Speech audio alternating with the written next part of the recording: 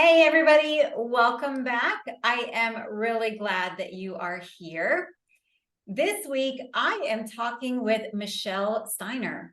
Michelle is a paraprofessional in a middle school, bless her heart, working with kiddos who have learning challenges, maybe social challenges, kind of all the things. And so I'm really excited for this conversation today because while I have the school perspective from my previous life, Michelle is living it every day. And so I'm excited to be able to talk to her and have her share kind of what she sees that we may not see if we're not in school with our kiddos, and all the things that she knows and that she uses to help support her students as they are learning and growing. So Michelle, please tell us more about you. Sure. Well, my name is Michelle Steiner. I live in Pennsylvania with my husband and our two cats, Jack and Sparrow. And I'm a disability writer, a photographer, and a speaker, and along with being a paraeducator as well. I work in a middle school with students that have disabilities and some who don't. And I help out the teacher, and I also work with students to make sure that they're being able to get their work and just being able to function in the classroom.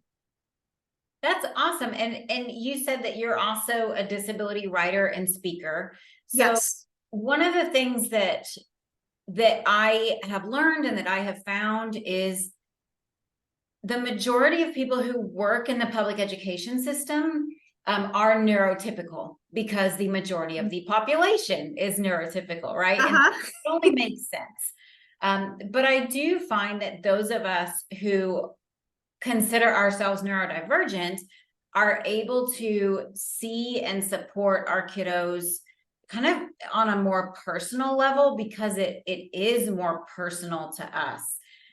So do you find that with yourself as well, that you just have a different maybe perspective than other people in your school might have? Yes, I do. I have a learning disability. So a lot of times, especially with working with seventh graders, I feel that it's like hearing a recording of myself at that age. I often will hear, I hate my learning disability, or I hate my IEP. And I get that chance, though, that unique perspective, because I know what it feels like to be in that situation, to tell them it's okay to have a learning disability. And it is all right to have your individual education plan that is there to help you. And I think another really key thing is I get that also that opportunity to be able sometimes to be able to share not only my experiences, but I have my limitations as well. I have dyscalculia, so I cannot do math to save my life. And that is, I love my staff. They are great about being understanding. They know that I can't do that. And most of them are neurotypical or consider themselves that. And they're really good at math. So they'll have me do the English, the history, all those things that they struggle with. And it's really humbling, though, with the kids, because I get to tell them, if they come up to me with a math problem, I have to say, I'm sorry, I can't help you with that. And that gives them that way of showing, okay, adults, there's certain things that they can't do. And we all have things that we're good at, and we all have things that we're bad at. I think the funniest, I've gotten some interesting responses. I was working in a first grade room, and I was trying to help out a little girl with her math. And of course, I got the answer wrong. And she didn't understand. Well, how could you get that wrong? And I said, oh, I'm just not good at math. And she said, there's grown-up school for that. And I thought that was funny. And then sometimes it's really heartwarming. I was in a class a couple years ago with a seventh grader, and I get a kid that's asked me for help with the math. And I said, oh, I can't do that. And the girl asked me, well, or somebody asked me, well, why can't you do it? And I said, oh, I'm just not that good at math. And she looked over at me and said, me too.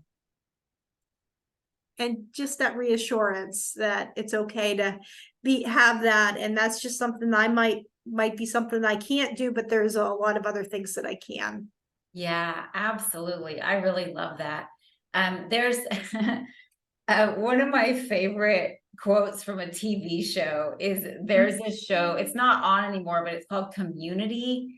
And it's about a bunch of students in community college. And so they're all different ages. And one of the characters in the show is definitely portrayed as someone who's neurodivergent. And so they don't really talk about it in the show, but if you are familiar with the show, you can see just all the kind of quirkiness about him, and he's very black and white. And there's one part in the show where he's talking to his friend and realizes that his friend doesn't know how to tell time. I think it was telling time on a analog clock, right? Which I noticed a lot of my students don't know how to tell time on an analog clock. Yeah. It really doesn't matter anymore, right? It's not really a necessary skill anymore. And so he realizes that his friend can't tell time, and his friend just yells, "I'm gifted in other areas." And I love that line so much though. And so I use it as a joke sometimes when there's things that I don't understand or that I can't do. I just say that I'm gifted in other areas.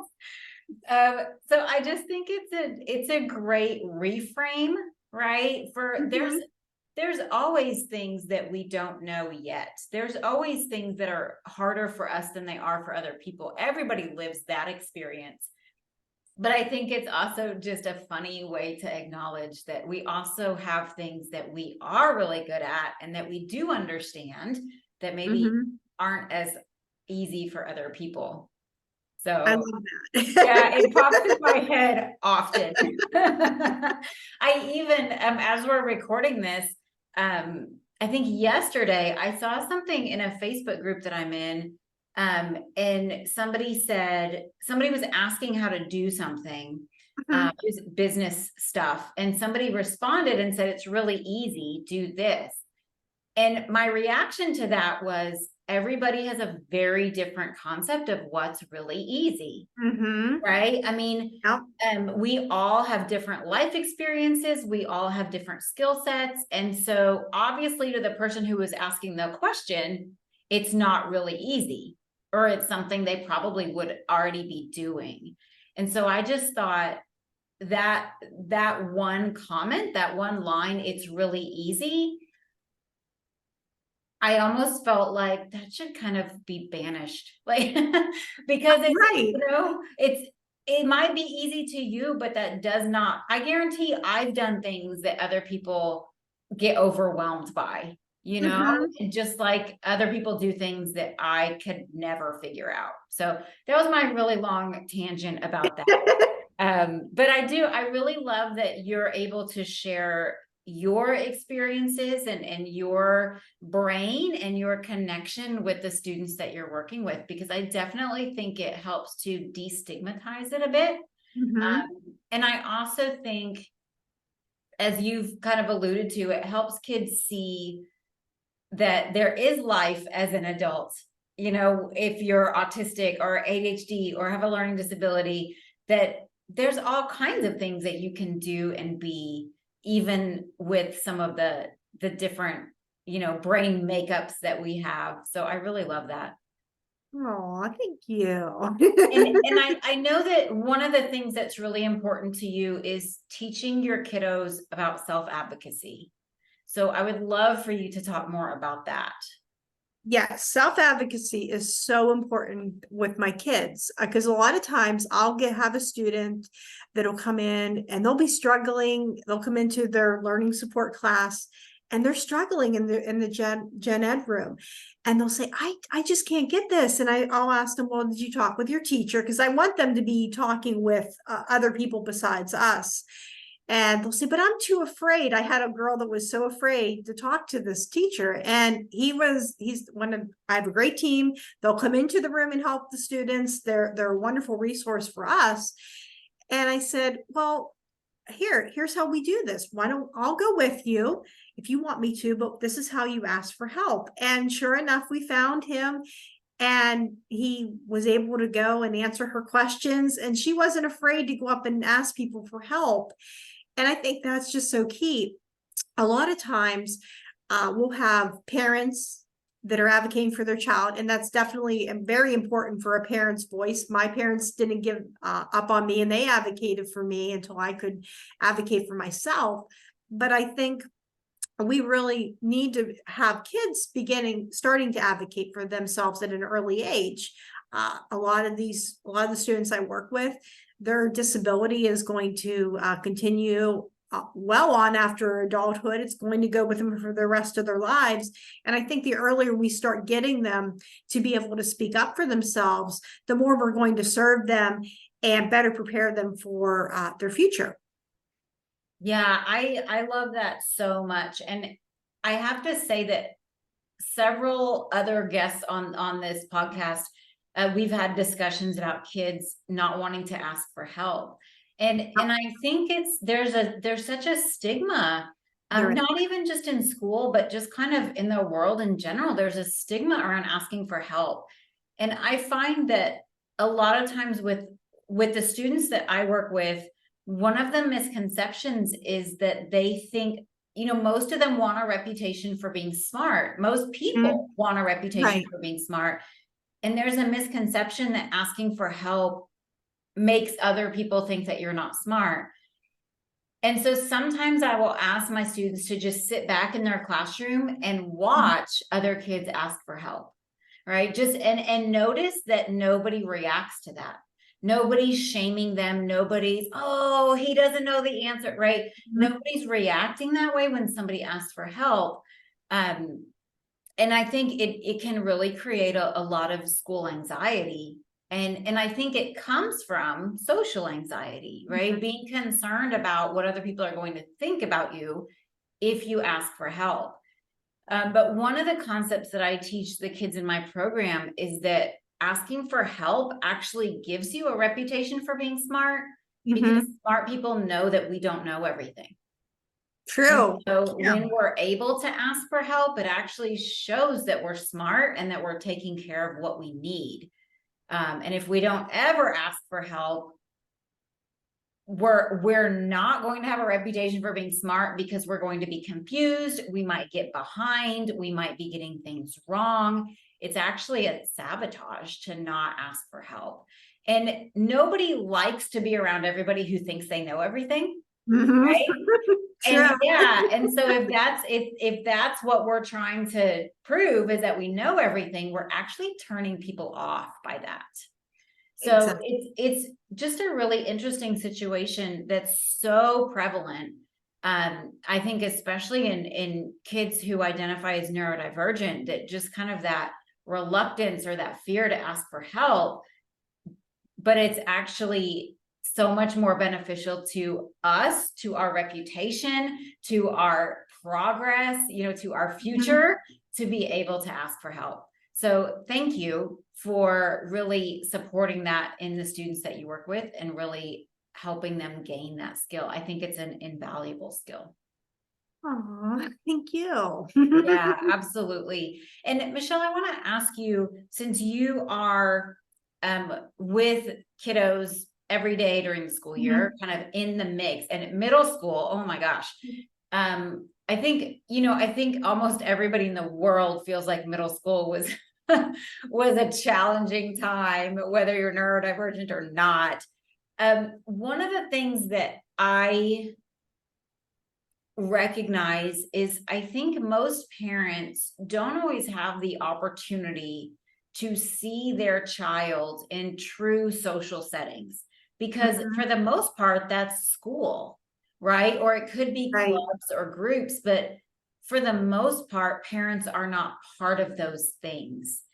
And so I think it can be difficult for parents to really recognize if or how much their kids are struggling socially, if the only time you see them is maybe around their siblings, their cousins, friends or kids of your friends, right? I think it can almost give us, it's almost like a false positive, right? So I would love to hear kind of what you've seen and experienced in terms of kids kind of in the social realm of school.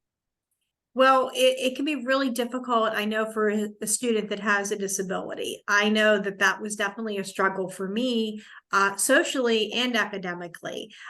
Socially, part of it, they noticed early on was I was an only child for 13 years. So I bonded with my parents, their friends, maybe some family members that were my age, maybe some, and a lot of, but mainly it was adults. So I came in with, pretty much knowing how to talk to adults, but not a whole lot with kids. And I think sometimes that's how I got diagnosed so early, because I couldn't mask having one very easily. I stood out that I was frustrated. That was definitely something. But also socially, didn't know how to interact with a lot of kids. Then when I had the diagnosis of the learning disability, that really made me stand out even more in a negative way. And I can remember not knowing how to relate to my peers in learning support, because most of them struggle with reading. And I was a pretty strong reader, except for reading comprehension. And then the regular ed peers, they didn't know what they lumped me together with my learning support ones. And that was hard. And it got a lot more difficult when I got older and I was in school and the bullying started. And oh, well, actually, it started before that, but it got worse. And just not knowing where I fit in with a lot of groups. So a lot of times when I go in and I see students that are in the classroom that have disabilities, a lot of times some of the adults will be like, oh, they're really doing so well with some of these, like in their groups. And I get that time to step back a little bit and I'm like, I don't think so, which I don't always say, but it kind of gives you that to see. Sometimes they're struggling to know social concepts. Sometimes it's a struggle that they may not picked up on that social cue that another peer had. And sometimes they might be excluded, or somebody might be saying something, and the ones who are neurotypical, they know how to do that a little more subtly, and we'll sometimes have situations, and oftentimes it helps to be able to kind of go in there and intercept when appropriate, to be like, okay, why don't we do this? Or, all right, let's make sure that this person's included, or making sure that they have. Sometimes I've even had to be somebody's partner. I mean, we try to get them in with everybody else as well, is a long time. But sometimes if they don't have someone to work with, sometimes I'll step in and help them out. But we really do encourage them to get into situations and to learn how to handle a lot of that themselves. Yeah, that's a really great observation. And I don't have the right terminology for this, but I saw a graphic the other day that was talking about kind of inclusion versus belonging. And there were kind of, different buzzwords and different concepts. But basically, inclusion is just, your physical presence, Right. And you're physically in the classroom with the other students. But it doesn't mean that you're not standing out. It doesn't mean that, and when you were talking about your example of kiddos working in groups, and I actually met with a new student about a week ago from when we're recording this, and I was asking him about school, and he's a really confident kiddo. He was he had just a really, great personality. He's really confident. And so I was asking him about school, and one of the things I asked him about getting along with other kids at school. A lot of the students that I work with are self-aware in terms of that they struggle with other kids in school. And one of the things that he said to me is, he said, when he does group projects, a lot of times the other students don't really care and aren't really trying. And so he makes sure to make everybody like do the part that they're supposed to do. And I just got this mental image of him being what we sometimes refer to as the rule police. Right. And he was saying how, in a group project, it affects everybody's grade, and it's a big deal, and everybody's supposed to participate. And so I make sure that the other kids are, he's like, sometimes they don't want to, and sometimes they're on their phone. And so I make sure that everybody's participating and doing their part.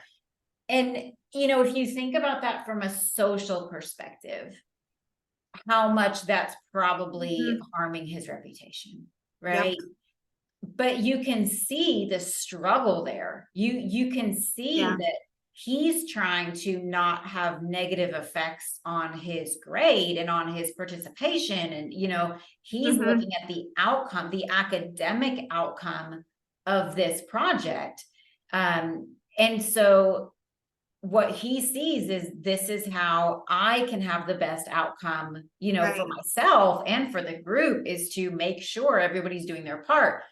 But those of us who come at it from a social perspective can see that situation and recognize that he is most likely getting a reputation for, you know, some of the words we may say when we're a little bit older would not be appropriate, but but you know what I'm saying? He's Oh, probably yeah. not getting a reputation for being kind and friendly and helpful, even Right. though he thinks that's what he's doing. He thinks he's being helpful and helping Right. the whole group. So I was just Mhm. thinking about that as you were giving your example. I think group projects, I think so many things that are contrived for the purpose of trying to teach the participants something, but all Mhm. they really do is make it very clear who has that skill set and who doesn't. And so I think group projects in school are actually an example of that. I think they just Mhm. make it clear that you have some kiddos who have organizational skills and some who don't. You've got some kids who have leadership skills and some who don't. You've Yep. got some kids who are able to work in a team and some who aren't. And I don't think group projects teach those skills. I think they just highlight the deficiencies. And it's the same with behavior management systems, right? If Mhm. when I was in school, we used the card pulling system, and there's the clip system. And, Mhm. they don't teach kids Right. how to conform to the classroom management system. They highlight all the kiddos who are incapable of conforming Right. to the classroom management system. That's all that they're doing, is they're highlighting the kids who aren't able to adhere to something like that, you know? Exactly. So yeah, Yeah. that was my rant about that. But I think group projects, their intention is good, but if you don't have the skill set to Right. manage something like that successfully, academically or socially, it's kind of doing you a disservice. You're gonna end up feeling kind of alienated academically if your Mhm. academic skills aren't up to your peers, or you're gonna unknowingly sabotage your social reputation. Yeah, that can be really hard, and especially within the classroom with having group work when it's all about the group. I can remember too when you were talking about the group project. Something similar happened to me whenever I was younger. I can remember we had a student teacher, and if everybody in the class got an A on their spelling test, they were going to have a pizza party or some kind of party, and somebody didn't. And I think it probably was me, but the class knew, okay, here's her reputation. She's the one that's not smart or the one that can't get the good grades. And they were all like, what was it, Michelle? And that, yeah, and it was just, and the teacher said no. And I can't remember if it was me or not, but I'm like, oh, okay, this just, uh, yeah, didn't make me Wow. feel great. And I think sometimes when we have a whole group, when we have students that have individual needs, you're right, it does get to the point where we just get to what that person can be deficient in. Yeah. Oh my gosh. I can't imagine a situation like that. I've seen that happen with behavior too, where Mhm. at the end of the day, if everybody's clip is on green, Yep. we have extra recess. Mhm. And then you have the one or two kids whose clip is not on green. Yeah. And then they become like a scapegoat when really they don't have the skill set, to have Yeah. a clip on green. And having a clip on green, like they shouldn't even be in the classroom management system to begin with. They should have their own goals Right. and things that they're working on anyways. Uh, Exactly. yeah, man, that's a, well, it reminds me too of how core, uh, reading where you round robin reading used to Uh-huh. be a thing, right? Where everybody goes around the group and has Mhm. to take turns reading. And I've always been a good reader, but I remember I could feel like other kids in the classroom, just, the anxiety and, oh my gosh. Oh, okay. That's a heavy stuff. All right. I know that one of the other things that you really like supporting students and parents and educators with is helping our kiddos with transitions. So Yes. I would love for you to share more about that as well, especially, this time of year. We've got, no matter, even if your kiddo's going back to the same school, it's a whole new year, right? They most likely have a Right. new teacher. There are new kids in their class. They could be going to a new school because you've moved Mhm. or because they've aged up. So every year when we start a new school year, it's naturally a transition. So I think it's a Yes. great time to talk about that concept. Right. And I think it's one of those things. Yeah, you're right. Everybody does some kind of transition, especially at the beginning of the year. And we all do different kinds of transitions. And most people were able to adapt to them. We know, okay, that's a change. But for somebody that might have some of those issues, that can be really hard for a lot of our kids. And there's all kinds of different transitions too. There's the new school year. There's moving can be a big thing. Sometimes moving up between the grades too. That's a big thing. We see a lot of times elementary school kids coming up, and just that transition that they're in the middle school now can be tough. It can also be really hard when they come up to the middle school from the high school. And the most common fear is always, am I going to get lost? And it's Yes. helping them out to, yeah, yes, you will. um, and some of those, and a lot of these things aren't even stuff that a lot of our students, I mean, people can't control in general. Another thing, we see a lot of students that come in like with divorce or separation, death of a family member or a pet or a friend. And those things are definitely not in anybody's control. And I think that, that can be something that's hard. And we even have the little things, fire drills, changes in schedules.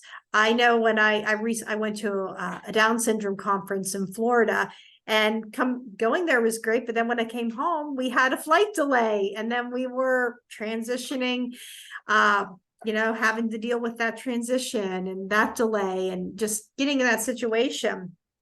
And I think it's really important though, when we have somebody that is going to go through a change, that we want to do our best to be able to support them and to be able to help them with the situation.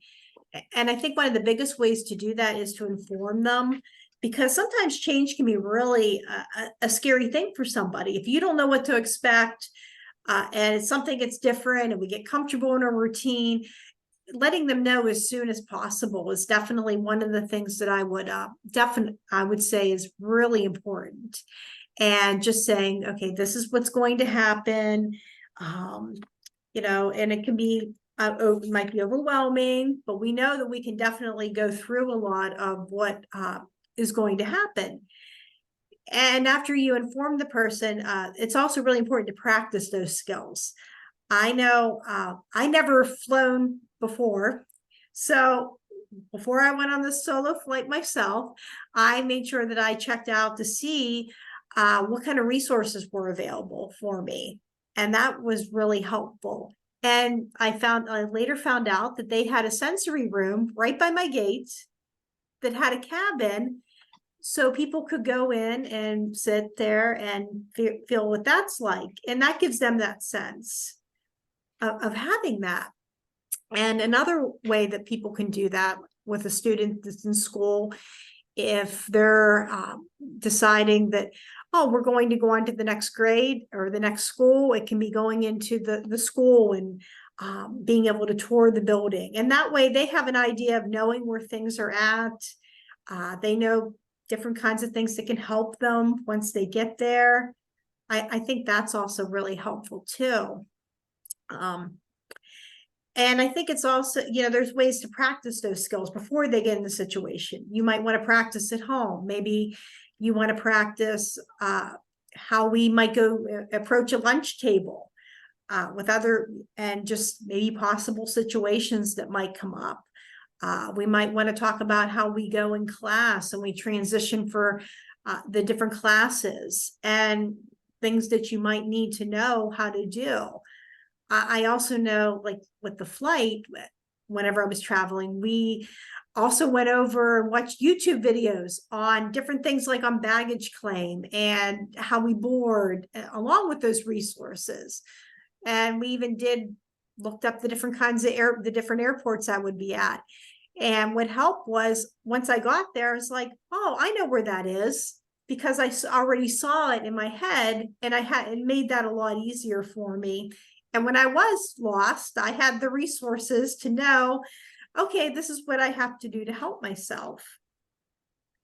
And after we do the practicing the skills, I think it's also really important that you follow up with making sure that the transition works. So you might want to definitely listen to your child and ask them questions, and ask a lot of direct questions. Let's say you have a student that is going to middle school and they have a locker for the first time with a combination lock. And rather than ask them, oh, so how was school going this year? And most likely you'll get a fine. Oh, it's fine, or I don't know, or a shoulder shrug. But if you ask specific questions like, oh, how's it going with your locker? Are you able to unlock that? Are you able to be able to make sure that if you have a locker partner, how's that working out with the locker partner? And asking those real specific questions really helps out, so you get an idea of what is working. So if you have a student and they're not able to, with their locker, they're not able to unlock it. That happened to me when I was in school. Then we can go into, okay, can we practice this at home? Or can we look on the back and see if there's a key? And that kind of gives back with a lot of that honest feedback on how that's going. And it also helps too if you talk to your child's teacher. Sometimes they have a really good idea of what's going on in the classroom, especially if there's not saying very much about what's going on at school. And that can be a good thing. And to just look into all those resources that can be able to help them out. Yeah, I really love those suggestions. It's interesting because my ADHD brain actually really loves change and novelty and whatever. And so I don't, for myself, I don't really need a lot of prep or notice or anything like that. But I do try to be really mindful of my students who do need that. I know my program goes 8 weeks at a time. And so I'll start at about week 6. I'll start reminding everybody, that we've got 2 weeks left. We've got 1 week left. We're going to be on a break for a week. The schedule might be different. I start just reminding everybody coming up on what's happening and what might be changing. We actually just went through a really big change where I'm no longer doing classes in person, which is actually what I've always done, except for, the couple months during lockdown. We've always been in person with Zoom added on. And so now just recently we transitioned to 100% Zoom. And so for the majority of the students that were in my program, that was a huge transition for them.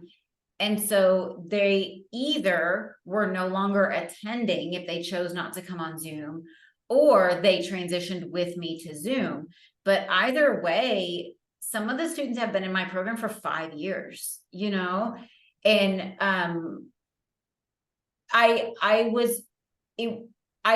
the first thing that I did was I sent an email to all the parents on a Thursday evening, which was really specific on my part, Mhm. I knew that I did not want a situation where some kids knew and some kids didn't, Yep. because I knew that the kids who knew would come in and be talking about it, and I didn't want anybody to be caught off guard with it. So I Right. specifically sent the email Thursday evening so that parents would have several days to be able to read the email and be able to talk to their kids about it before they Mhm. came back on Monday.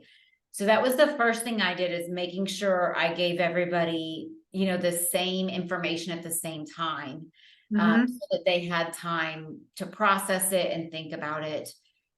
And then in the couple weeks after that, I would answer all the kids' questions about it. The kids had a ton of questions about it. Why are we Mhm. moving to Zoom? What is game time going to look like on Zoom? One Mhm. of the kids was asking me, what am I going to do with the phone? Because he would call a lot if he was running late or whatever. So what are you going to do with the phone? Um, we had a guinea pig. What's going to happen to Rufus? What happens to the building? And so just all these logistical questions that kids had, right? And so after the first week or two, once we had kind of gotten past that part, then the kids started asking me things. So the reason that I moved to Zoom is because I'm moving. And so then it became much more comfortable, like instead of the logistical questions, it just became more about kind of the emotional questions, right? So Mhm. where are you going? What are you doing? And I actually don't know where I'm going as the date that we're recording this episode. I don't know. But I also was able to tell the kids, I don't know where I'm going. And one of them said, you should move to Minnesota so that I can visit you when I go see my grandparents. Oh. Right. And another kid said, he lives in Boston, and he said, you should move to Boston so that I can meet you, because we haven't met. He's on the other side of the country. And then they were just coming up with different places that they think I should go. And so it just eases a lot of the anxiety around it when Mhm. we're able to just talk about the things that we don't know. I don't Yep. know where I'm going, but I'll be on Zoom. Wherever I am, I'll be on Yeah. Zoom. So you'll be able to see me wherever. One of the kids asked, if I'm still going to put videos on YouTube. Yes, there will still be the podcast. There will still be videos on YouTube. But I think it's just being open to answering all the questions, right? Because questions are anxiety. I mean, Yep. so just being open to answering all the questions. And then after we get through the logistical questions, the questions turn into like really fun questions, Yeah. So it was the hardest decision I've ever made in my life, which is Mhm. saying a lot. But it was a necessary decision for me as a person. And so, yeah, to be able to just help the kids through that transition, whether they stopped in the program or whether they're now with me on Zoom, either way, to just be able to, Mhm. kind of help with that transition. So That's great. It's awesome. oh, Yes. that was my long story about that. But yeah, I think I also think a really big part of it is reassuring our kids that no matter what, everything will be okay. No Yes. matter what, whether you're moving, whether there's a divorce, whether you're going to a new school, whether Starfish is going to Zoom, no matter what, we will be okay. And I think obviously that helps for that situation, but I also think there's times where transitions are unplanned, right? Yep. They just Exactly. happen. And so I think being able to remind no matter what, everything will be okay. I have And no idea that's where I'm moving to, but I know that everything will be okay. So I think that's really important too, is just being able to pass that calmness and that mhm. purity onto our kids. Everything will be okay, because it always is, right? Everything's Right. Exactly. And that's what I try with a lot of my students too, because I can remember being that age and being very young and thinking, oh, school's always going to be hard. I'm never going to be able to learn, and it's always going to be difficult. And now when I face things as an adult, I get to say it's going to be okay. No matter what happens, like you said, it's going to be all right. And a lot of times people will say, well, what would you tell your younger self? And I said, I just wish I could have told my younger self it's going to be okay. Yeah, I love that. It's interesting.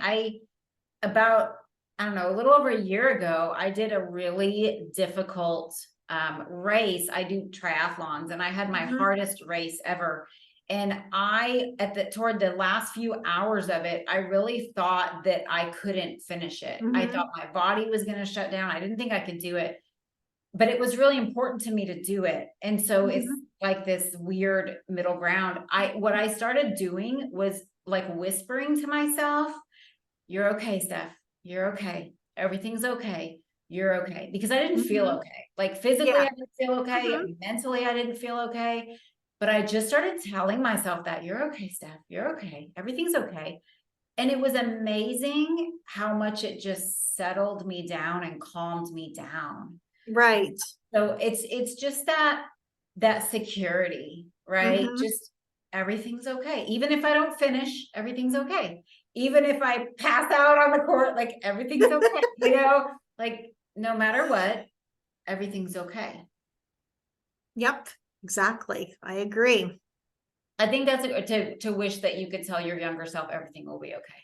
I Yep. really, yeah, And then it works out in the end too. And yeah. it works out a lot better than you think it will too. A lot of things I thought, oh, I wish I could do this, or oh, I'm not going to be happy unless I'm this or that. And just things just worked out a lot better. Yeah, I love that too. And I think as we've talked about, I think it's really helpful to have someone who has your background and your experience working with our kids, because you are a great example of everything will be okay, right? Yeah. Regardless of the academic challenges, the social challenges, the whatever they may be. I think that you're such a great example for our kiddos of everything will be okay. You Oh, well, know? thank you. That's what I try to do. And I find it rewarding to be able to do that. Yeah. And I try to serve as that example for all the kids out there who are like really difficult Mhm. and who are like the stubborn, like challenging kids. Mhm. Here I am. Like everything will Yeah. be okay. I Yeah. am your kid in the future, everything will Yep. be okay. Yeah. Okay, Michelle, thank you so much for being here. Is there anything else that you would like to say before we wrap up today? I would just love to encourage parents who have students that have disabilities or may have that, not to give up on their child, because my parents didn't give up on me, and that everything does end up working out okay. I love it. That's a perfect way to end. Thank you so much, Michelle. And where can people find you online? You can find me at michellesmission.net. That's at my blog. Okay, and we'll put that in the links to everything so people can get to you there.